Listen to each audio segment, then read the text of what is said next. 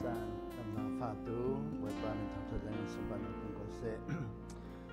Dinya Sinai Christian Church, Oslo, now Oslo, New Year, Norway, Mataro, Kulos, Sintonala.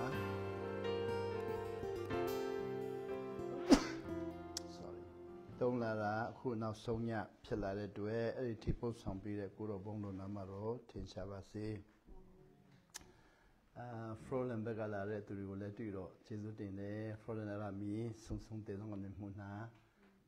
San Long and Sapper Telemo, didn't to Edmund, it did something.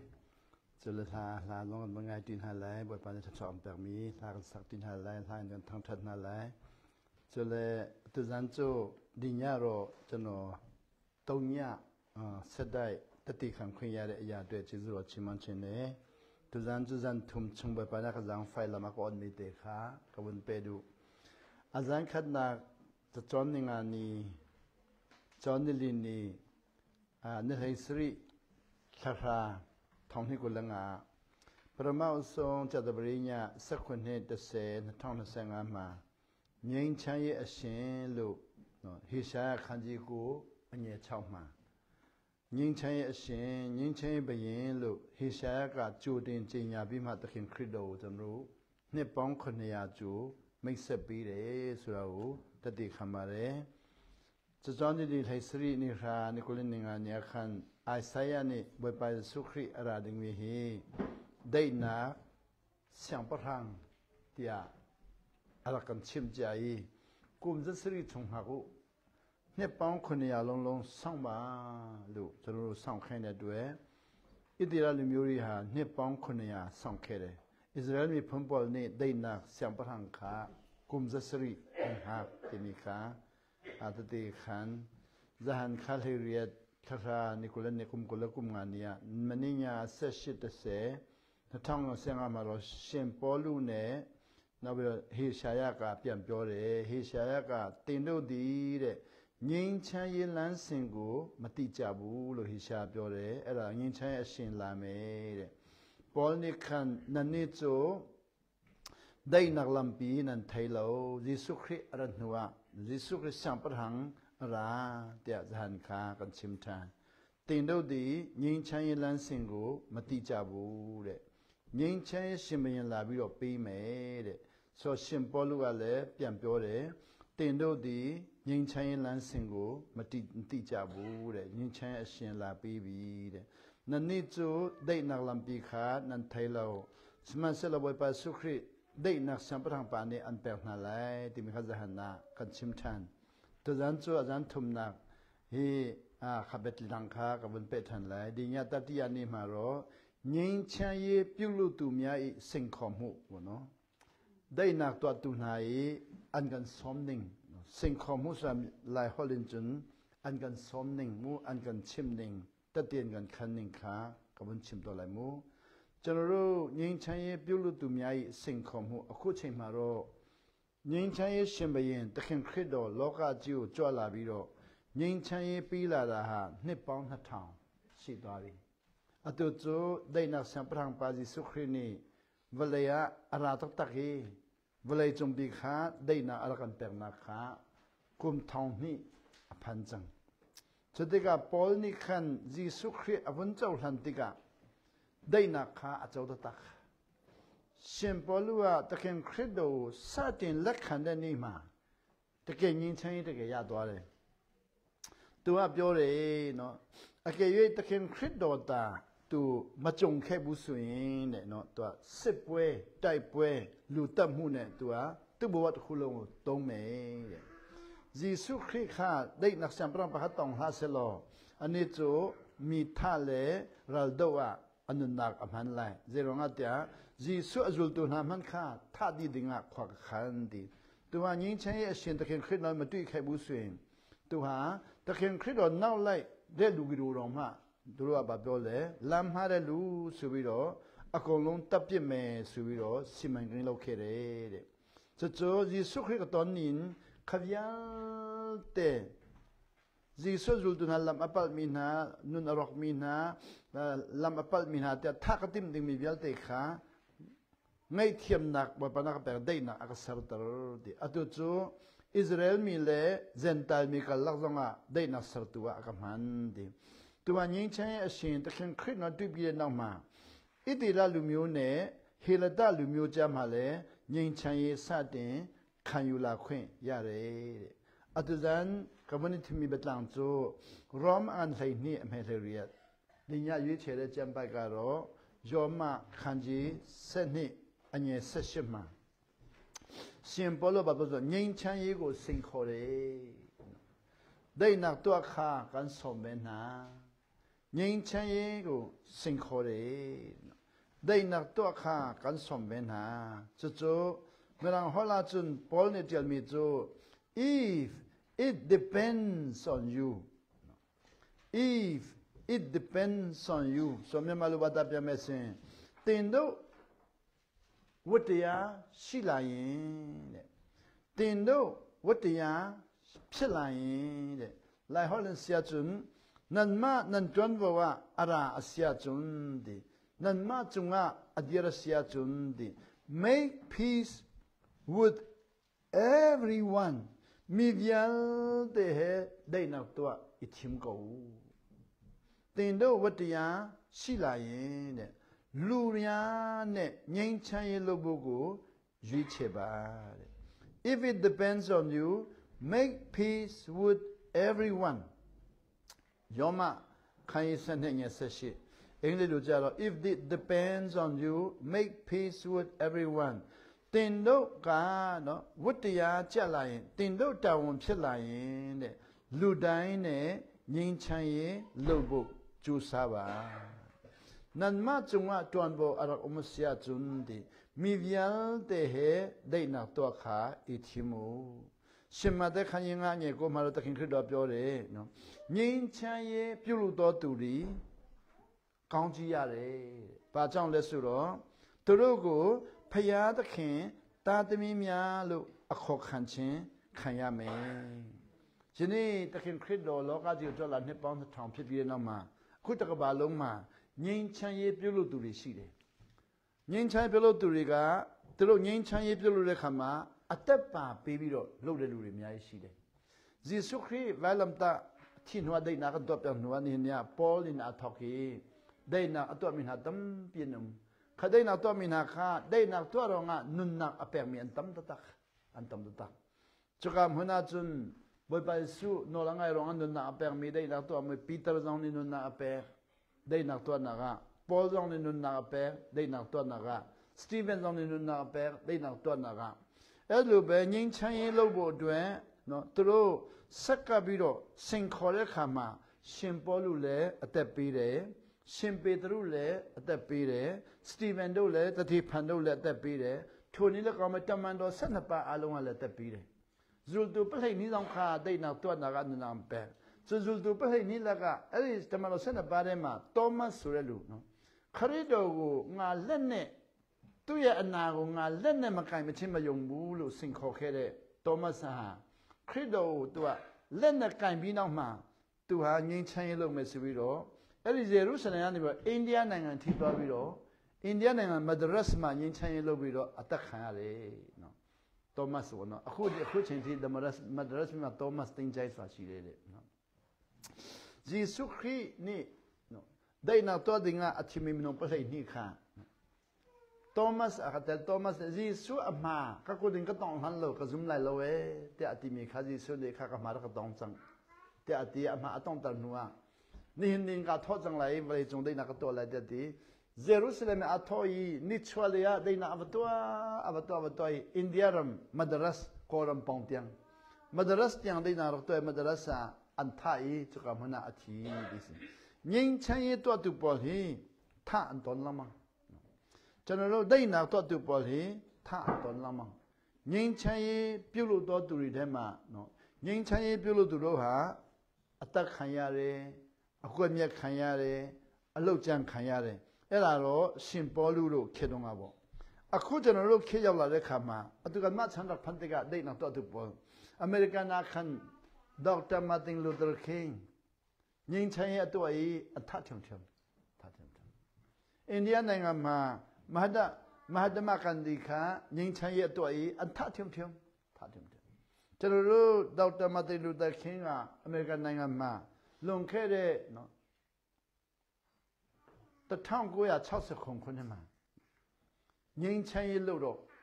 အမေရိကန်နိုင်ငံမှာပဲအသက်ခံရတယ်လှုပ်ကြံခံရတယ်။နောက်အိန္ဒိယနိုင်ငံမှာမဟာတမကန်ဒီလည်းငင်းချမ်းရေးလို့တော့အကွက်မြက်ခံရတယ်။ဘာဖြစ်လို့လဲလို့မိတဲ့ခါမှာငင်းချမ်းရေးလို့တော့လည်းအကွက်မြက်ခံရတယ်လေလို့မိတဲ့ခါမှာတော့နော်တခင်ခရစ်တော်လက်မခံတော်သူတွေကငင်းချမ်းရေးကိုလမ်းကြောင်းကိုနားမလည်ဘူးယေရှုခရစ်တခင်ခရစ်တော်လက်မခံတော်သူတွေကငင်းချမ်းရေးလမ်းကြောင်းကိုမသိဘူးယေရှုခရစ်အကြောင်းထားလို့မင်းဟင်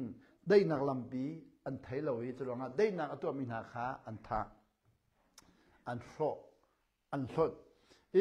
မဟာတမကန်ဒီကငင်းချမ်းရေးလုပ်တဲ့ခါမှာအိန္ဒိယနိုင်ငံငင်းချမ်းရေးလုပ်တဲ့ခါမှာရက်ပေါင်း21ရက်အစာရှောင်ပြီးတော့အဲ့ဒီရက်ပေါင်း21ရက်အစာရှောင်တဲ့အချိန်မှာအကွက်မြက်ခံရတယ်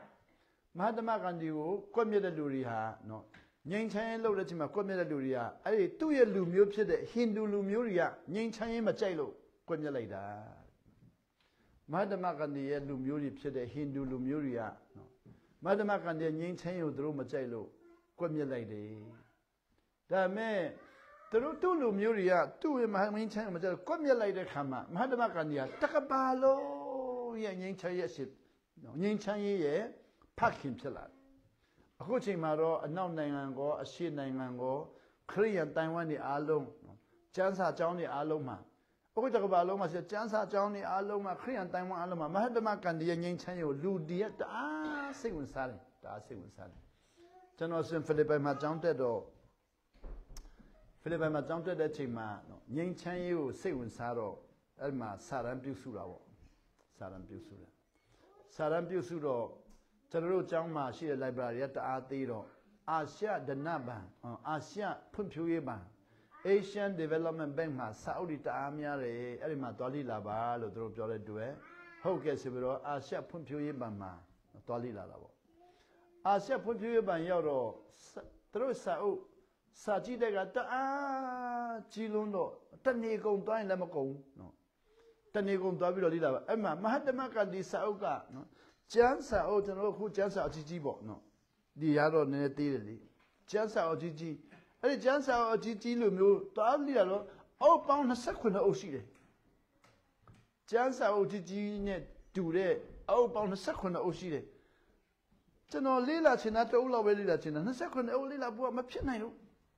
တအုပ်ယူပြီးတော့ဖတ်တော့တအားများတယ်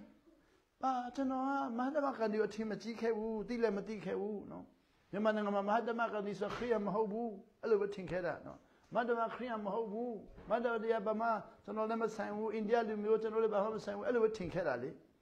တကယ်တော်ရတဲ့ခါကျစာအုပ်ကဒီနေရာနဲ့တန်းစီဘဟိုအဆုံးထိမဟာတမကန်ဒီစာအုပ်ကြီးပဲထူရတဲ့အားထူတအုပ်ယူပြီးကြည့်တော့ကျွန်တော်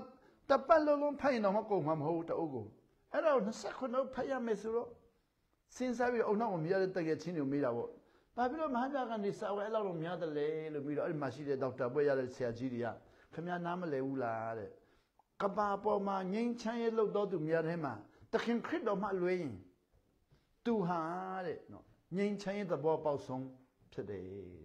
အနောက်နိုင်ငံအားလုံးကလည်းသူ့ကိုလေးစားတယ်အရှိတိုင်းမှာရှိတဲ့ကောင်းဆောင်တွေအားလုံးသူ့ကိုလေးစားတယ်ဆိုခင်ဗျားမလေးစားကျွန်တော်မလေးစားခင်ဗျားနားမလဲသူဖြစ်မယ်ဆိုအိုးဟုတ်တာပဲနော်နားမလဲတည်တဲ့လူတွေကလေးစားမှမသိဘူးနားလေလေးစားစောက်တာနောက်ပိုင်းကျွန်တော်တအားလေးစားလာပြီးတော့အိန္ဒိယနိုင်ငံဒေလီမြို့သွားတဲ့ခါမှာတော့ကျွန်တော်သွားလိလာတာပေါ့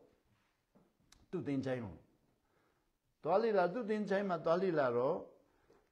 ဒီနေရာနေပြီးတော့21ရက်စာရှောင်ပြီးတော့ဒီနေရာမှာလမ်းလျှောက်လာပြီးတော့ဒီနေရာရောက်လို့ကျွန်တော်တန်းနဲ့ပြစ်ခံတယ်ဆိုပြီးသူပြောတာကိုဆိုတော့သူ့ရဲ့အစာရှောင်တဲ့နေရာနောက်သူ့စာဆောင်တဲ့နေရာနဲ့ထွက်လာပြီးတော့လမ်းလျှောက်တဲ့နေရာလမ်းလျှောက်ပြီးဒီနေရာရောက်တဲ့ချိန်မှာတန်းနဲ့ပြစ်ခံတဲ့နေရာသူတို့အားလုံးမဟာတမကန်ရဲ့ခြံပေါ့ခြံဒီမှာတန်းပြစ်ခံရတယ်ဆိုတော့ကျွန်တော်တားလေးလာတော့အဲ့ဒီမှာသူ့အစာရှောင်တဲ့နေရာနဲ့သူထွက်လာတဲ့နေရာနဲ့တန်းနဲ့ပြစ်ခံတဲ့နေရာမှာစာရီရေးထားတာပေါ့နော်စာရီအဲ့ဒီစာရီကိုဖတ်တော့ကျွန်တော်ကကျန်းစာဖတ်ပြီးမှသွားတာကိုအိန္ဒိယနိုင်ငံကိုကျန်းစာဖတ်တော့ ရှင်မတဲ့ခရင်ငါတဲ့စာရီပဲရေးထားတယ်နော်တခင်ခရစ်တော်ကဗာလဲစိတ်နှလုံးနှိမ်ချသောသူတို့ဒီမင်္ဂလာရှိအကြောင်းမူကားကောင်းကင်နိုင်ငံတော်တွေသူ့အတွက်ဖြစ်တယ်စိတ်မတန်ရည်တော်တဲ့လူကကောင်းကြီးရ၏အကြောင်းမူကားဘုရားခင်မဆာလိမ့်မယ်နော်စိတ်နှလုံးနူးညံ့သိမ်မွေ့တဲ့လူတွေကောင်းကြီးရပါတော့မြင့်ကြီးအမွေခံရမယ်အဲ့ဒီသူကရေးလာတာလေကျွန်တော်ဇနီးပြောပြတာပေါ့ကတော့ကြည်စံနော်မဟာဓမ္မကဏီအစာဆောင်ပြီးတော့ထွက်လာပြီးတော့လမ်းလျှောက်လာပြီးတော့တဏှပြစ်ခါတဲ့နေရာမှာရှင်မသေးပဲသူတို့ရေးနေတယ်ကြည်စံဆိုတော့သူကလည်းရှင်မသေးလို့မရေးထားဘူးလေဒါပေမဲ့စာပဲရေးထားတယ်ရှင်မသေးမပါဘူးဒါရှင်မသေးတဲ့ကပဲရှင်မသေးတဲ့ကပဲရှင်မသေးတဲ့ကပဲပြောတော့အဲ့ဒါနဲ့ကျွန်တော်မျိုးတင်ကရှင်မသေးလို့မရေးထားဘူးဆိုတော့နော်ဘာဖြစ်လို့လဲမသိဘူးတွားမိကြည့်အောင်ဆိုတော့အမှချမ်းမတွားမိတာပေါ့ခင်ဗျားတို့ဒီမှာရေးနေတဲ့စာရီအားလုံးဟာဘယ်ကကူးတယ်လဲလို့ပြောပြီးတော့မဟာဓမ္မကဏီကပြောတာဩအဲ့လိုလားတခင်ခရစ်တော်ပြောတယ်လို့သူမပြောဘူးနော်မဟာဓမ္မကဏီကပြောတယ်ဩအဲ့လိုလားတဲ့အဲ့ဒါဆိုရင်မဟာဓမ္မကဏီပြောလို့ဆိုရင်စာအုပ်ကိုရှိရဆိုအထက်မှာစာအုပ်ရောက်နေသွားဝဲဟုတ်ပြီဆိုတော့မဟာဓမ္မကဏီပြောတဲ့စာအုပ်သွားဝဲမြန်မာနိုင်ငံပြန်လာပြီးဖတ်တော့ကျမ်းစာရှင်မတဲ့တဲ့ဟာဒီမဟာဓမ္မကဏီကအကုန်လုံးလက်ခံပြီးတော့ပြောနေတာသူကပြောခရိယန်တွေကနားမလဲဘူးတဲ့နော်ယနေ့ခရိယန်တွေကနားမလဲဘူးတဲ့အဲ့ဒီသူဖတ်တဲ့ကျမ်းစာကိုအင်္ဂလိပ်ခရိယန်တွေကနားမလဲဘူးတဲ့သူအဲ့လိုကြီးအဲ့တော့ကျွန်တော်အားတဲ့ခရစ်တော်ကိုချစ်တဲ့ခရိယန်တွေကိုမချစ်ဘူးတဲ့ခရစ်တော်ကိုတော့ကျွန်တော်ယုံတယ်တဲ့ကြိုက်တယ်တဲ့ခရိယန်တွေကိုမကြိုက်ဘူးဘာဖြစ်လို့မကြိုက်တယ်လဲဆိုတော့အာဖရိကနိုင်ငံမှာမဟာဓမ္မကဏီကဖျားเจ้าတက်ချင်လို့ဖျားเจ้าတက်တာအင်္ဂလိပ်တွေကဖျားเจ้าဝင်ခွင့်မပေးဘဲနဲ့မောင်းထုတ်တာ22နှစ်ကြာတယ်22နှစ်လုံးသူတို့ဖျားเจ้าမတက်ခိုင်းဘူးစတဲ့ခရိယန်တွေဘယ်လောက်တနာဆရာကောင်းလဲနော်တခင်ခရစ်တော်ကျမ်းစာအုပ်ကန်ပြီးတော့ခရစ်တော်ရဲ့နော်နိုင်ငံတော်တရင်ကောင်းနားမလည်ဘူးလေဆိုတော့မဟာဓမ္မကနေအာဖရိကနိုင်ငံမှာအဲ့ဒီမှာနော်ခရိယန်ဒီလောက်ခရစ်တော်လည်းအော်ဆရာကောင်းတဲ့ခရစ်တော်သူနော်သူတို့ရှိခိုးလာတွားလိလာမယ်တွားနာထောင်ဆိုဖျားချောင်းသွားတော့တကဝမှာပါရေးလေကလားနဲ့ခွေးမတက်ရနော်အမေရိကန်အင်္ဂလန်တွေကနော်အင်္ဂလိပ်တွေကဘယ်လောက်ထိခရိယန်ဖြစ်လာတဲ့လူတွေကဘယ်လောက်ထိကျမ်းစာနားမလဲတလဲဆိုတော့အင်္ဂလန်နိုင်ငံသားတွေကကျမ်းစာနဲ့ကောင်းကြီးရတဲ့လူတွေကကျမ်းစာနဲ့ကောင်းကြီးရတဲ့လူတွေကကျမ်းစာဘယ်လောက်ထိနားမလဲတလဲဆိုတော့တခင်ကငါထောင်ကြတဲ့ခါမှာသင်တို့ငါ့ကိုရေတိုက်တယ်ငါအဝတ်မရှိတဲ့ခါမှာသင်တို့ငါ့ကိုအဝတ်ပေးတယ်ငါပိုက်စားတဲ့ခါသင်တို့ငါ့ကိုထမင်းကျွေးတယ်လို့ခရစ်တော်ပြောတဲ့ဟာကိုခုမဟာဓမ္မကနေကတွားတဲ့ခါမှာသူတို့ကတကပေါက်နဲ့လုံးဝမဝင်ခိုင်းဘူးတကပေါက်လုံးဝမဝင်ခိုင်းဘူးစမဝင်ခိုင်းတော့သူလည်းဝင်ချင်တယ်လို့ပြောသူကမဝင်ခိုင်းဘူးဆိုတော့သူကအာဖရိကနိုင်ငံမှာအဲ့ဒီဘုရားကျောင်းမဝင်နိုင်လို့စိတ်နာရင်းနဲ့22နှစ်စိတ်နာတယ်မဟာဓမ္မကလည်းပြန်ပြောတယ်ကျွန်တော်22နှစ်စိတ်နာတာဟာတဲ့တခင်ခရစ်တော်သဘောပေါက်ဖို့အကူအညီများဆုံးရတယ်ကျွန်တော်တို့ရထင်သေးခံတဲ့အချိန်မှာတခင်ခရစ်တော်နားလည်ဖို့အကူအညီများဆုံးရတယ်နော်အဖေခံတဲ့အချိန်မှာတခင်ခရစ်တော်နားလည်ဖို့အကူအညီများဆုံးရတယ်နော်ကျွန်တော်တို့အထီးကျန်တဲ့အချိန်မှာတခင်ခရစ်တော်နားလည်ဖို့နေရာအများအကောင်းဆုံးဖြစ်တယ်ကျွန်တော်တို့လူတွေကနော်တိုက်ခိုက်နေတဲ့အချိန်မှာတခင်ခရစ်တော်နားလည်ဖို့အချိန်ကောင်းဆုံးဖြစ်တယ်အဲ့ဒါသူသဘောပေါက်သွားတယ်သဘောပေါက်သွားတယ်ဆိုတော့ဒီနေ့ကျွန်တော်တို့ကတော့အင်္ဂလိပ်ခရစ်ယာန်တွေမကောင်းလိုက်တာလို့ထင်မှာဒါပေမဲ့မဟုတ်ဘူးနော်အင်္ဂလိပ်ခရစ်ယာန်မကောင်းတာမဟုတ်ဘဲနဲ့အင်္ဂလိပ်တွေနားမလဲတာကိုဘုရားခင်ကမဟာဓမ္မကနေနားလည်အောင်သင်ပေးတာအဲ့တော့သင်တို့နော်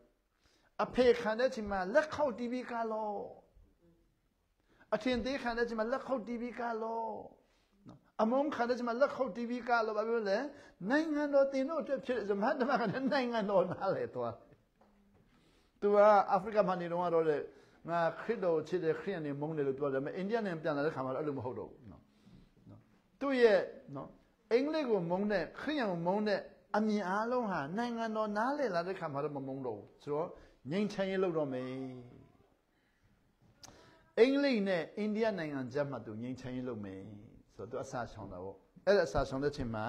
အသက်ခံရတယ်။ဆိုတော့မဟာဓမ္မကလည်းတခင်ခရစ်တော်ပြောသမျှအားလုံးကိုအိန္ဒိယလူမျိုးတွေရှိမှာခရစ်တော်ကပြောတယ်လို့သွားပြောမပြောခရစ်တော်ကပြောတယ်လို့သွားပြောရင်တို့ချက်ချင်းတတ်မှာဟုတ်နော်အိန္ဒိယလူမျိုးတွေကအနောက်တိုင်းခရစ်ယာန်လုံးဝမကြိုက်တော့ဘူးလေနော်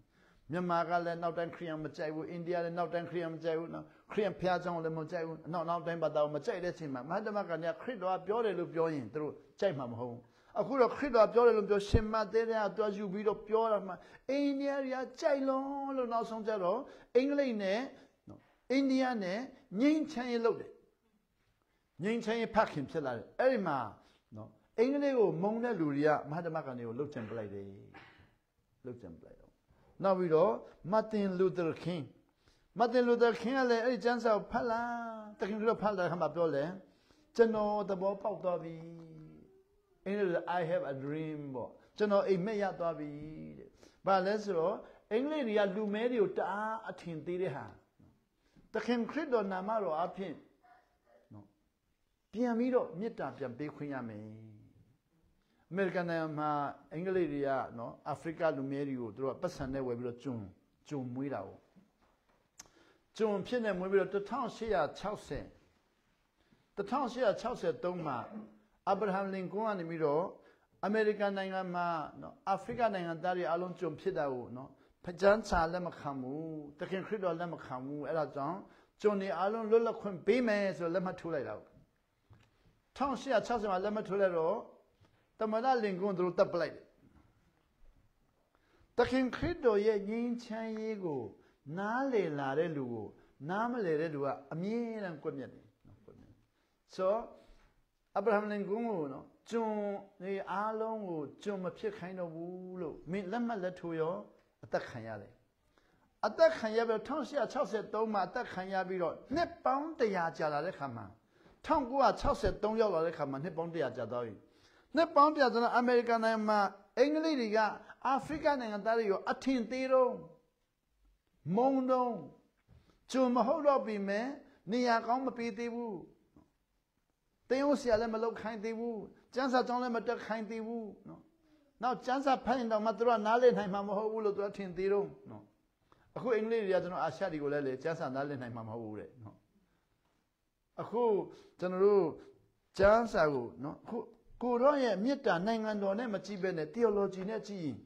အခုကျမ်းစာမှာ theology လို့ခေါ်တာပေါ့ကျမ်းစာ theology မှာတော့အင်္ဂလိပ်ကပြောလဲအာရှတွေက theology နောက်နှစ်ပေါင်း100မှာလည်းနားလည်မှာမဟုတ်သေးဘူးတဲ့နော်အင်္ဂလိပ်တွေနားလည် theology ကိုအာရှသားတွေနားလည်နိုင်မှာမဟုတ်သေးသူတို့က theology ဆိုပါလေစဉ်းစားနိုင်မှုတွေးခေါ်နိုင်မှု theology လို့ခေါ်တယ်အခုတခင်ခရစ်တော်ဟောတာကြတော့စဉ်းစားနိုင်မှုမဟုတ်ဘူးတွေးခေါ်နိုင်မှုမဟုတ်ဘူးခွင့်လွှတ်နိုင်မှုနှိမ့်ချနိုင်မှုနော်စဉ်းစားပြီးထက်ရောက်ခြင်းမဟုတ်ဘူးခွင့်လွှတ်ပြီးတော့အနှိမ့်ဆုံးသောသူထီကိုစာနာထောက်ထားတဲ့ဟာကိုဆိုအဲ့မှာမတ်တင်လူသာခင်ကကျွန်တော်မြင်သွားပြီအမေရိကန်နိုင်ငံမှာမကြခင်မှာလူဖြူနဲ့လူမျိုးကြားမှာအထင်သေးတာခွဲခြားတာနော်အမြင်ဆောင်တာဘေးဖယ်တာတွေလွတ်ကင်းလာပြီးတော့ခွင့်လွှတ်ကြလိမ့်မယ်လို့မြင်တယ်လို့နော်အမေရိကန်နိုင်ငံရဲ့ဝါရှင်တန်မြို့တော်ရဲ့နော်သူတို့နော်ပါလီမန်ရှိမှဟောတဲ့ချိန်မှာသူတို့တပ်ပလိုက်တနက်နဲ့ပြစ်ပလိုက်တနက်နဲ့ပြစ်ပြီးတော့1960ခုနှစ်မှာသူတက်ခံရတယ်အခုတော့နော်နှစ်ပေါင်း80ဖြစ်လာမှာပေါ့နှစ်ပေါင်း60ကျော်လာပြီပေါ့အခုတော့အမေရိကန်နိုင်ငံမှာမာတင်လူသာခင်းရဲ့တရားဟောချက်နဲ့တသက်ခံချက်ကိုနားလေသဘောပေါက်တဲ့လူတိုင်းကလူမျိုးခွဲခြားရေးမကြိုက်တော့ဘူးခရိယန်တွေမှာဒေါက်ထင်ခွဲခြားတာလည်းသူမကြိုက်တော့ဘူးခုကျွန်တော်မြန်မာနိုင်ငံမှာတော့ချင်းတော်မှာဒေါက်ထင်နဲ့မတက်ရတဲ့ AG ကနှစ်ချင်းမကြိုက်နှစ်ချင်းနော် UPC ကကြိုက် UPC ကနော်နှစ်ချင်းမကြိုက်သူတို့ကဒေါက်ထင်နဲ့ခွဲခြားတယ်အမေရိကန်မှာသူတို့မကြိုက်တော့ဘူးကျန်းစာနာလေဒေါက်ထင်ပျက်စီးလေပေါ့ဒေါက်ထင်ဆိုတာတဲ့ကျမ်းစာသဘောပေါက်လို့ဖြစ်လာတဲ့အရာမဟုတ်ဘူးတဲ့ကျမ်းစာတွေကမိမိအကြိုက်ဆုံးအပိုက်တွေကိုယူပြီးတော့တရားနဲ့တရားအထင်သေးတာဆိုဒီနေ့ငြိမ်းချမ်းရေးရှင်ပေါလုပြောတာတင်တို့တာဝန်ဖြစ်လာရင် if it depends on you တင်တို့တာဝန်ဖြစ်လာရင်တဲ့လူတိုင်းနဲ့ငြိမ်းချမ်းရေးယူဖို့ပြုလုပ်ပါနမဂျုံကnan ma chunga bekhanak aumding sia chundi milyan te he dainak to dinga bekhaku so di akhwin yi ha no nangan chama to we ya me no ka motorcycle တင်ပေါ်အဲ့လိုမျိုးခွင့်ရမဟုတ်ဖ ဖယားသခင်ပေးသနာတော်မူသောဆုံးဖြတ်ခွင့်အခွင့်အရေးယနေ့ကတင်ချင်းရသူခရိယန်ယုံကြည်သူဖြစ်သူတွေကဒီအခွင့်အရေးကိုကြုံတယ်ဘာတော့မလဲငွေကြေးသုံးပြီးတော့ဆုံးဖြတ်ရမှာမဟုတ်တန်ရှင်းသောဝိညာဉ်တော်တကူသုံးပြီးတော့ဆုံးဖြတ်ရမှာနန်မကျုံငါမှုန်ဒီရစီယာကျွန်းဒီမိဗျာတဲ့ဒိုင်နောက်တော့တင်ကဘိခေခုခခါမိဗျာတဲ့ဒိုင်နောက်တော့ဘိခေတင်မိခါအမန်တမ်တုမီစနိုင်တန်ကန်တော့တင်စလို့တနန်းလက်ကေခပတိယန်ဖာကန်စီချာတန်ကန်တော့တင်စစလကန်တော့ခလာလောနိုင်ချန်ထရာထွန်ဒကန်တော့တင်မစ္စခန်မိဗျာတဲ့ဒိုင်နောက်တော့တင်ဘိခေခုအမန်ဒီကအိုပတိယန်ဖာကစီကေမဘိခေတန်ဖန်ဂျန်မိဗျာတဲ့တော့ဗျာကခေလိုက်ခဏခေတိကအမန်လျမ်ဒင်းမိခတ်ချန်ထရာထွန်ဒကန်ဖန်လိုက်ဒီစီယနေ့ကျွန်တော်ဟာဖယားတသမီဖြစ်ခွင့်ရပါပြီဒီနေ့ငိမ့်ချမ်းရေးလုပ်မယ်လို့ဆုံးဖြတ်တဲ့အခါမှာအဲ့ဒီငိမ့်ချမ်းရဈေးကြီးတယ်တန်မိုးကျတဲ့သူများကိုငိမ့်ချမ်းရေးလုပ်ပါလို့သွားပြောရင်တို့ပေးနိုင်မှာမဟုတ်မိမိကငိမ့်ချမ်းရေးလုပ်မယ်ဆိုရင်ဝိညာဉ်တော်တကူနဲ့လုပ်လို့ရတယ်အဲ့ဒါကြောင့်ကျွန်တော်မထိုင်ငံပငါမေပကွာခန် Blessed are the peacemaker ယေရှုနဲ့ချင်းတန်they not to Paul he chatuan chong they will be called sons of God pathian fa tia out and selai they na to khi chatuan chong chang atwa kan ma bu hi they na to sin tia ja anga lai lo jeta mi dang phan fial kholo ti si kan in chung khar they na to sin jang lai lo jeno na in chung khar fial kholai lo nu lava kha they na to sin fial kholai lo jana nu pi kan fial kholai lo they na to kha ti sim na kan to a chun aman tam tuk thiam na kan to a chun man tam tuk zia that na to aman tam tuk cha aw man fial kholai lo ti ကျွန်တော်တို့မိသားစုမှာငြိမ်းချမ်းရေးလုပ်ရအောင်လို့ပြောရင်နော်မိသားစုအတိုင်းဝိုင်းကိုခိုင်းလို့ရမှာမဟုတ်ဘူးအတင်းခိုင်းကျွန်တော်အတင်းတော်မှာငြိမ်းချမ်းရေးလုပ်ရအောင်တင်းမှာစတင်သားတွေကိုလည်းခိုင်းလို့ရမှာမဟုတ်ဘူးငြိမ်းချမ်းရေးဆိုတာဖယားသခင်ပိုင်တာဖြစ်သောကြောင့်လူသားကအဖို့ခမပေးနိုင်ဘူးဈေးကြီးလုံးနေအဲ့ဒါကြောင့်မိမိကိုယ်တိုင်ဖယားသားဖြစ်တယ်ငြိမ်းချမ်းရေးလုပ်မယ်လို့ဆုံးဖြတ်ရင်တဲ့တန်ရှင်းသောဝိညာဉ်တော်တကူသုံးလို့ရတယ်ဆိုတော့ဒီနာခံချမ်းသာတော့ထွန်နံမှန်တဲ့နောက်တော့တိမိခါဂျေဆုခရစ်တော်ပေါ်မီငြိမ်းချမ်းရေးတခင်ငြိမ်းချမ်းရေးအရှင်ဒိတ်နက်ဆံပရံဒိတ်နက်မွိုင်ပန်တော်ပေါ်မီခါနလာကင်းနမှန်နာချွန်းနန်မနီနတော့ခောနန်မခဒိတ်နက်တော့သူနစလာချတိကနအင်ချုံခလာနခရီဖာဘူဝနရီယန်တွန်နကမိဒန်းနဲ့ဖျက်ခလိုက်လို့အမန်တမ်တုကနမန်တုခွိုက်ကတန်ကတဲ့မန်တန်ကကမှန်လို့ခွိုက်ကဖျင်နာတဲ့မန်ဖျင်နာကမှန်လို့ခွိုက်ကထွန်နာတဲ့မန်ထွန်နာကမှန်လို့မိသားစုမိလာမယ်ခမညာဘယ်ပတ်စံတုံးတဲ့ငင်းချင်းလို့ဘို့ဘယ်ပတ်စံတုံးမလဲပတ်စံမတုံးဘူးအတင်းသားရဘယ်ပတ်စံတုံးမလဲပတ်စံမတုံးဘူးလုပ်ငန်းတော့ဖော်ရခမညာဘယ်ပတ်စံတုံးလဲဘယ်တကူတော့ပတ်စံမတုံးဘယ်လိုငင်းချင်းလုပ်နိုင်တာတော့ပတိယန်ဖာကစီချာဒိုင်နက်စံပရံပန်အရပုတ်မီဒိုင်နက်ခါမှန်နောင်ကငယ်တန်ရှင်တော်တကူနဲ့တုံခွင့်ရတယ်ကျွန်တော်ဟာဖယားသားသမီးဖြစ်ပြီးဖြစ်တော့ကြောင့်ငြိမ်းချမ်းရေးအရှင်တေလာတော့ငြိမ်းချမ်းရေးကိုတန်ရှင်တော်ဝိညာဉ်တကူနဲ့တုံခွင့်ရတယ်လို့ပြောရင်သူတို့တွေလေအဲ့ဒီနေရာကိုလူချင်းလာရင်ဆုံးဖြတ်ချက်ပြီးတော့ဝင်လာလိမ့်မယ်အနည်းဆုံးခတဲ့နောက်တော့ခန်ဒုဆရာကျွန်းပတိယန်ဖန်စီမိခါဝန်လန်းလိုက်ချန်တော်ထွန်နာမကန်ဒူဝဲလိုက်ရောဥခဇမ်နာကန်ဝဲလိုက်ယေရှုခရစ်နဲ့ရောဥခဇမ်နာတော်လေဝအစီခလုံးလေးမှမလို့အစာရှောင်ဆူတောင်းတဲ့ချိန်မှာမဖြစ်နိုင်တာဘာမှမရှိဘူးလို့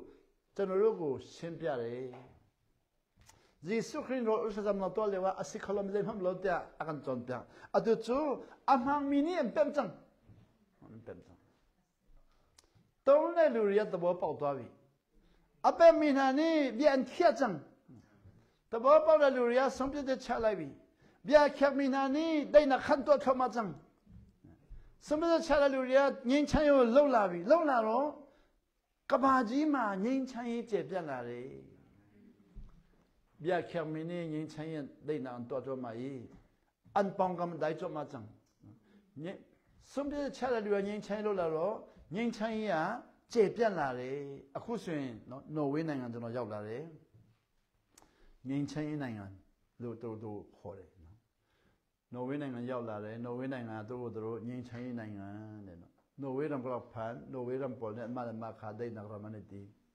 Nobel Prize တဲ့ဟမ်ပဲ Nobel ဒီမျိုးနော်ဝေးရံနမ Scandinavian ရမေမိပါ Nobel အမမင်မူ Nobel ဒီမီပါနေငင်းချမ်းရေးတော့ဇာအမမင်ဖန် Nobel နေခန်ငင်းချမ်းရေးကတော့လိုက်တဲ့အတီးငင်းချမ်းရေးတော့အေးအတူတူငင်းချမ်းရေးတော့မိခါအမမင်ဖန်စံအေး Nobel Prize ဒီမျိုးဆိုခန်ငင်းချမ်းရေးတော့တူပါမင်စီအတူတူ Nobel တီဝဲတဲ့ခန် Nobel တီจังငင်းချမ်းရေးဆိုတဲ့အဓိပ္ပာယ်ပေါက်နေတယ်တကယ်တမ်းကျတော့ဒီ Scandinavian Norway နဲ့ Denmark နဲ့ Sweden မှာရှိတယ်နော် Nobel ဆိုတဲ့လူကငင်းချမ်းရေးလုပ်ရအောင်ဆိုလုပ်လိုက်တယ်အဲ့တော့ငင်းချမ်းလုပ်ပြီးတော့ Scandinavian ငင်းချမ်းရေး Norway နဲ့ငင်းချမ်းရေးတဲ့ခါမှာခုတော့ငင်းချမ်းရေးလုပ်တဲ့လူတွေကိုလည်းစုပေးလာတယ်အခုတော့ Nobel ဆိုရင်ငင်းချမ်းရေးလို့လူတွေကသဘောပေါက်လာတယ်လေကျွန်တော်လည်း Nobel စုဆိုရင်ငင်းချမ်းရေးစုပေါ့တကယ်တမ်းကျတော့ငင်းချမ်းရေးစုမဟုတ် Nobel စုပဲNobel ကငင်းချမ်းရေးအရင်လုပ်တယ်အခုတော့နောက်ဆက်တွဲငင်းချမ်းရေးစုပေးလာတယ်နှစ်ပေါင်း100ကျော်ပေးလာတာပေါ့နှစ်ပေါင်း100ကျော်ပေးလာတဲ့ခါမှာတော့သူ့စုကငင်းချမ်းရေးစုဖြစ်လာတာပေါ့နော်ဆိုတော့ဒီနေ့ငင်းချမ်းရေး Nobel စုရဖို့ရန်အတွက်နော်အရေးချင်းတွေကကျန်းစာနဲ့မစစ်စည်းတော့မင်းနဲ့နော်အခုတော့ဗာလဲသူ့ရဲ့ဘဝကိုသူတို့စစ်ဆေးပြီးမှပေးလာတာပေါ့အဲသူတို့ဘဝကိုကြည့်တဲ့ခါမှာတဲ့ငင်းချမ်းရေးဘယ်လောက်ထိသူတို့နော်ငင်းချမ်းရေးဘယ်လောက်ထိသူတို့ရဲ့အသက်ကိုဘယ်လောက်ထိရင်းတယ်လဲသူတို့ရဲ့နော်မြစ်တာဘယ်လောက်ထိရင်းတယ်လဲသူတို့ရဲ့ခွင့်လွှတ်ခြင်းဘယ်လောက်ထိရင်းတယ်လဲဆိုတော့စစ်ဆေးလာပြီးလောကကြီးမှာနှလုံးသားကိုရင်းလာတဲ့လူတွေအများကြီးပြိုင်ဆိုင်လာကြတာပေါ့ရှင်ပေါလုပြောတဲ့တဲ့ဆိုတင့်ရဲ့ဝတ္တရားကြုံတွေ့လာရင်တင်တာဝန်ရှိလာရင်တဲ့တင်ကဆုံးဖြတ်ချက်ချမဲ့အခြေအနေရောက်လာရင်တဲ့လူတိုင်းနဲ့ငြိမ်းချမ်းရေးလုပ်ဖို့ဆုံးဖြတ်ပါနံမနကုတ်ငါဘခနာအုံးဒင်းစီယတ်နံမနရီန်အရက်စီစီယတ်မီဗျာတဲ့ဟဲဒိနတော့ဒင်းငါဗျက်ချက် is on move if it depends on you make peace with everyone simple ဆက်ပြောတယ်နော်ဇီဆုခရန်တော်မီဟီဒီခရဟာသူရီစီယတ်အင်္ဂလိပ်လိုကြတော့ when we meet Jesus Jesus Christ dona khenti we encounter it is the mystery no he the mystery the mystery hweto phoi ha chin phit de lai holin chun a thup mi be khi sie dei nak to khon nak thon nak tang ka ne phan kholo mi phim lang le phan kholo mi chang thrao thon nang dei nak do mi hi a thup mi thon nak sieငွေကြေးနဲ့လှုပ်လို့နော်ငြိမ်းချမ်းရေးမရနိုင်ဘူးပညာနဲ့လှုပ်လို့ငြိမ်းချမ်းရေးမရနိုင်ဘူးငြိမ်းချမ်းလို့ရလို့ဘလောက်ပင်ပန်းတယ်လဲဘလောက်ပဲပင်ပန်းမအောင်မြင်နိုင်တဲ့ဟာကိုတခင်ခရစ်တော်အပြင်လှုပ်တာဟာတဲ့ရွှေ့ဝဲတော်ငြိမ်းချမ်းရွှေ့ဝဲတော်တရင်ဖြစ်တယ်ပေါလ်တဲ့ဟိတဲ့ဒီကမ္ဘာတော်လည်းမို့ပေါလ်ချကိုဒါမို့ရောမ်အငန်လေနီအမေလေလင်းကိုလက်ခတ်ကြတယ်တော်လည်းမို့ရောမန်လေနီအမေကိုလက်ခတ်လေလင်းကိုလက်ခတ်ရောမလေနီလေလင်းကိုလက်ခတ်ရှင်ယောမဩဝါဒအခန်းကြီး7နဲ့အငယ်14နဲ့21ကိုဖတ်ကြည့်မယ်နန်မအန်ဖရမ်တူနာခါပတိယန်စနာသတ်ဆွဟယ်ပြနာဦးတင်တို့ကိုညင်ပန်းနှိမ့်ဆက်တော်သူတွေကိုဖယားသခင်စီမှာကောင်းကြီးတောင်းပေးပါဆိုတော့ကျွန်တော်တို့ကညင်ပန်းနှိမ့်ဆက်ခြင်းခံတဲ့အချိန်မှာဖယားသခင်စီမှာကောင်းကြီးတောင်းပေးဖို့ရှင်ပေါလုကဆင့်ခေါ်တယ်အစီတဲ့ဟုတ်တယ်တဲ့တောင်းပေးပါတဲ့ဖြတ်ချွနာခါဟယ်ပြနာဦးဟုတ်တယ်တဲ့ကောင်းကြီးကိုတောင်းပေးပါတဲ့ချက်ဆနာခါစီလဝင်းချိန်ချင်းကိုမတောင်းပေးနဲ့ကောင်းကြီးကိုပဲတောင်းပေးပါတဲ့ဒါတော့လူသားတွေအတွက်ကတော့မလွယ်ဘူးလူမျိုးရင်းနဲ့လည်းမလွယ်ဘူးကျွန်တော်ထင်တယ်အသင်းတော်အတွက်လည်းမလွယ်ဘူးအသင်းတော်လည်းမလွယ်ဘူးဒေါက်ထင်နဲ့လည်းမလွယ်ဘူးကျွန်တော်ထင်တယ်ကဘာပေါ်မှာကောင်းဆုံးဒေါက်ထင်ရှင်းလည်းမလွယ်ဘူးရှင်ပေါလုအဲ့လိုပြောတယ်အငယ်15မှာအာလောမီစနာဗိုင်လုံဝဲအတမီစနာဗတဝဲဝန်တာတဲ့လူစီရောက်ရင် တွဲပြီးတော့ပူပေါင်းပြီးဝန်တာပါတဲ့ငိုကြွေးတဲ့လူတွေရှိရောက်ရင်ပူပေါင်းပြီးငိုကြွေးပါ16ပခလက်ပခတ်နန်ဇွန်အီရဝဒီဥတူနဲ့တူအကျိုးဆောင်ပါအကျိုးကိုစဉ်းစားပြီးပါလုံပွားမင်လောက်မိမိစိတ်ထဲမှာမာနမထောင်လှပါနဲ့เรียนแม่แต่ตวนดูนักลงทิ้งครั้งเอวบลาเบลตีบสิประกันเบซีอไม่เบจงบลาเบติ้งอย่างเรลพิบสิเนาะไอ้เนี่ยลีมาเส้นลงยินจีบาเนี่ยเนี่ยลีดีฟังกับฟิมเดียววัดวัดเท่าจะนองาโตเรงาปัญญาชีเรลุมาสินสามีเนี่ยสักคนนี้มีนี่นันจงอาทัดเรานาอันตัวอาจุนทัดเรานากินวัลเลรุนาเราตัวเมียเต็มปอดูมักกองเจนสิบิโรพิวลูเรสวนเดมักกองเจนสิบิโรมาต้มเปียมาเนี่ยมีเดียวแต่นี่อัฐาเดียอันรัวมีขาตัวอิจมุตัวเมียก็กองเดลุยงเนี่ยหากูเลยปูปังปีบาดอกเทนเนี่ยมันจีเนี่ยบ่ဝိညာဉ်ရင်းနဲ့လည်းမကြည့်နဲ့ပေါ့နော်ကျွန်တော်ကဒေါက်ထင်နဲ့ကြည့်ပြီးတော့လူကိုခွဲခြားတယ်ဝိညာဉ်ရင်းနဲ့ကြည့်ပြီးတော့လူကိုခွဲခြားတယ်တခင်ခရစ်တော်ကျွန်တော်ဝိညာဉ်ရင်းနဲ့မကြည့်ခိုင်းဘူးနော်မကြည့်ခိုင်းဘူး19ဖူလမ်ဖန်လောက်အဲ့ဒါတော့ကျွန်တော်လည်းဗမာလိုပြန်ပြောကြည့်မယ်နော်လက်စားချီတဲ့စိတ်ထားမရှိနဲ့မြန်မာနိုင်ငံမှာတော့ခုကလက်စားချီမှုအများဆုံးနိုင်ငံမှာပါသွားပြီနော်ရန်ကုန်မှာကျွန်တော်ခုနေတာလေမနေ့တိုင်းနေ့လေထဲမှာလက်စားချီကြတယ်နော်လက်စားချီကြတယ်ချကြတာပဲနော်နောက်ပြီးတော့နော် Facebook ကြည့်ရင်လည်းလက်စားချီတဲ့နေရာပဲဖတ်ရတယ်နော်လက်စားချီတာပဲတွေ့တယ်နော် Facebook မှာလည်းနော်ချင်းတော်ပဲ Facebook ဖတ်ရင်လည်းလက်စားချီပြန်ပြီးအဲ့ဒါလို့တော့ဟာလေလုယာခေါ်လို့လည်းတမျိုးနော်လက်စားချီတော့ဟာလေလုယာပြောလို့လည်းတမျိုးဆိုတော့ဒီနိုင်ငံတော်တရင်ကောင်းကတော့အတင်းတော်တွေ့တော့မလွယ်ဘူးခိုင်ကနာနော်ဒေါက်ထင်ကောင်းကောင်းရှိတဲ့လူတွေပူဆူတယ်နော်ဒေါက်ထင်ခိုင်လေခွဲခြားမှုကြီးလေးပေါ့နော်ဖူလမ်မှန်လာဦးလက်စားချီတော်အတုံးမပြုတ်ပါနဲ့ကနောက်လဲနာတို့တော့ဇောမသားတွေကိုငှညီလို့ပြောရနော်ပတိယန်သင်းနတ်တူနီခန်ကျွတ်တော်တဲ့ကိုစေတင်တော့လက်စားမချီနေတဲ့ဖယားသခင်ရဲ့အမျက်တော်သားတို့ဘောမှာတက်ရောက်မှာပဲဖယားသခင်အမျက်တော်တို့မှာတက်ရောက်တော့တအားများနေပြီကိုယ်တိုင်ကမပူပေါင်းဘူးမပူပေါင်းပါနဲ့တကယ်တော့ပူပေါင်းတာအပူပဲလေနော်ဖယားသခင်ရဲ့နော်အမျက်တော်သားတို့ဘောမှာကြက်လာတော့မှတအားလေးလုံးပြီအဲ့လောက်လေးတာကိုတာပူပေါင်းတာနော်ပူတော့ပူသွားတယ်ပတိယန်သင်းနတ်တူနီခန်ကျွတ်တော်တဲ့ကိုစေဇေချတရားတဲ့ဘာဖြစ်လို့လဲဆိုတော့ဒီမှာတော့ဟာခါလို့တော့တချန်နီအတင်းကျန်းကဘာပြောလဲဆိုကျန်းကပြောတယ်ဖူလမ်ချူကေမရီနစီဖယားသခင်ကလက်စားချီတဲ့လုံငါဟာငါအလုပ်လို့ပြောတယ်တဲ့လူသားတွေကိုခွဲရမပြီးဘူးနော်ဘွိုပါနိဖူလမ်ခါကနာကန်ပေလို့ဘွိပတာစီရဲ့ကေမနီကလေရုနာလိုက်ပြဘွိပါနိအတီကိုရောရှင်ကငါသူတို့ကိုအေးယူမယ်လို့ပြောတယ်အတီးခါလို့ပြောတာမသိဘူးလား20မှာကျွတ်ကြားအားတချံနိဒါကြောင့်ကျမ်းဂန်တွေကပြောတယ်နရကျူအရောလတမ်အချွန်းရောဝပေတင်းရန်တူထမင်းဆိုင်ထမင်းကျွေးပါဆိုတော့ဒီနေ့ရှင်ဘောလို့စင်ခေါ်တာတော့ကျွန်တော်မြန်မာနိုင်ငံမှာတော့မရှိဘူးရန်တူထမင်းပြတာပိုက်ပြတာတော့မှကျွန်တော်ကပါလေဘိုက်တော့ခွဲချင်တဲ့စိတ်ရှိတယ်နော်ဘိုက်ထဲဝင်ပြီးတော့ထမင်းတော့မှထုတ်ပြီးတော့တခါလေလွှတ်ပလိုက်ချင်တဲ့စိတ်ရှိတယ်ပေါ့နော်သူကဘိုက်စားတဲ့ချိန်မှာထမင်းကျွေးပါနရကျူအရောလတမချွန်းရောဝပေအတိဟာလာချွန်းတီဝပေရေစာရင်တော်ရေပေးပါရေပေးတာဈေးမကြီးပြီမဲ့လေရှင်ဘောလို့ပြောတတ်မိုးကြီးတယ်ရန်သူကိုရေပေးတာဟာရေတစ်ခွက်ဈေးမကြီးပြီမဲ့ရန်သူကိုရေပေးတဲ့အတွက်အဲ့ဒီရန်သူကိုရေပေးတဲ့လူဟာတတ်မိုးတအားကြီးသွားပြီจุตีนตัวนักนิจุนอลูจงะไม่ดิลนัชอนอสิไลยันตูรีก็จะโน้ทมินจีเดยีจีเดหาเดจะโน้ตัวสักโลสิตของมันสิวตัวยันตูก็ตัวมันนาขันเชนตัวยันพิวโลเชนดีอาลงอ่ะตัวปมามีแค่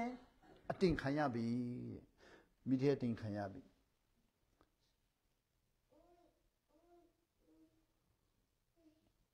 อดีบังคันวัตัวอูนัสติ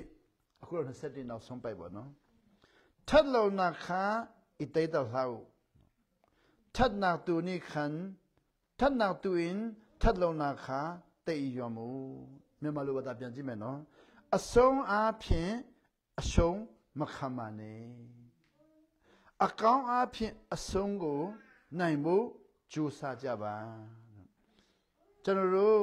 အဆိုးအားဖြင့်အဆုံးမခံပါနဲ့အကောင်းအားဖြင့်အဆိုးကိုအနိုင်ယူဖို့ကြိုးစားကြပါတဲ့မိဗျာတဲ့ဟဲဣရမ်အောက်ခါနနိဇုံခေါ်ချုံင်ဣဇုံမှုလူတိုင်းနဲ့ငြိမ်းချမ်းဖို့ကိုကြိုးစားပါဟာခါလို့ကြတော့မိဗျာတဲ့ဟဲဣရမ်အောက်ခါနနိဇုံခေါ်ချုံင်ဣဇုံတော့မြန်မာလိုကြတော့သူမြပါနဲ့နော်ငြိမ်းချမ်းဖို့အတွက်ကြိုးစားနိုင်တယ်လို့ကြိုးစားပါတဲ့အင်္ဂလိပ်လိုကြတော့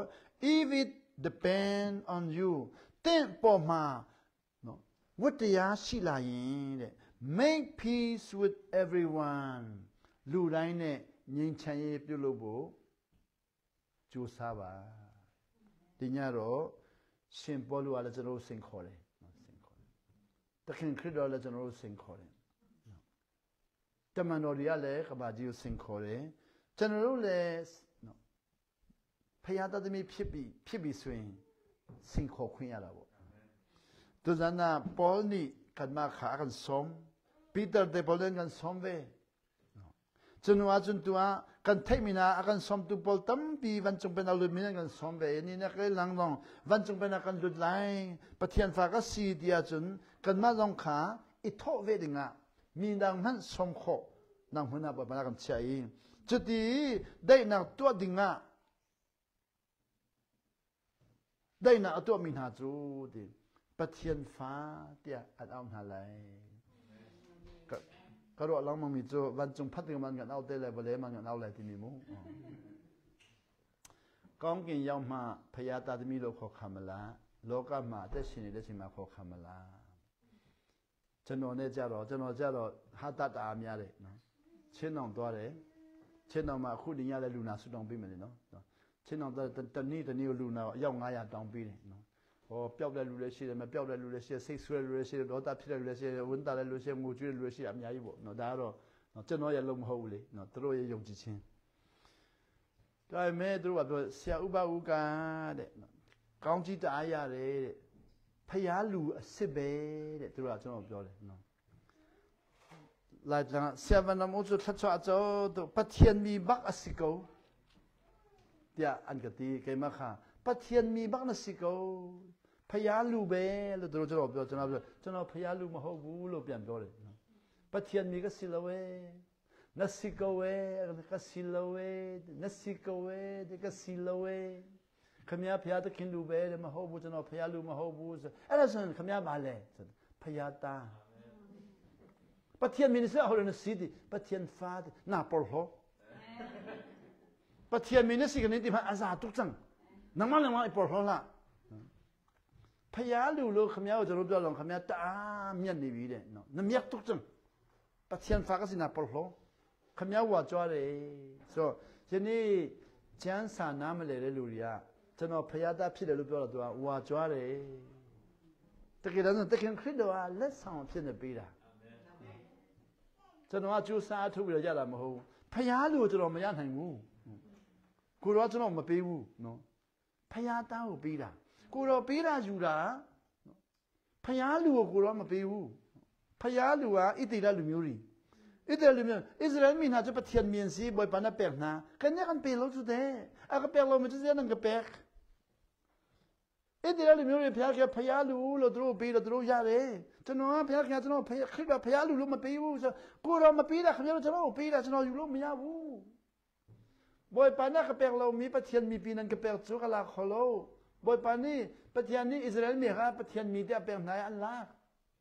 ကဲချူယေရှုခရစ်နီပတိယန်ဖာတခင်ခရစ်ဖယားတားလို့ပြောတော့ကျွန်တော်ယူလိုက်တယ်